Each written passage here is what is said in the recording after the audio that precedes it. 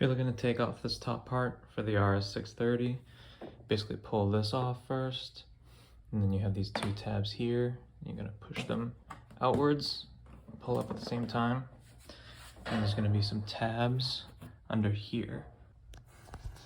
And then there's a tab under here. You can put your fingers over here, and you just push while also pulling up, which releases this top on both sides. Needed two hands, but basically put one hand here and then you can pull with this and it pops off.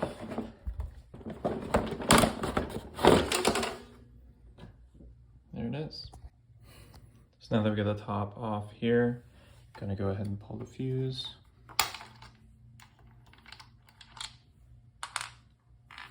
And then you can see the battery.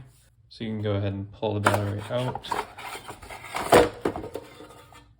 And that's the original.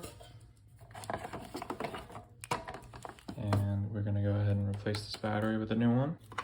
And unplug these connectors and plug the new one in. All right, so we got the new battery on here. Now it's able to fit this washer. Plug it back in. Slide it back on here. Just fit it back the way it was.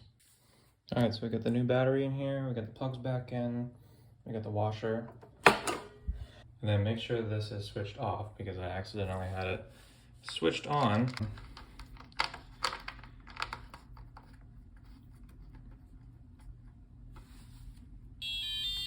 Now I'm gonna put the top cover back on. I'll probably take this off another time and clean this all out, but it's definitely easy to take on and off, so that's good.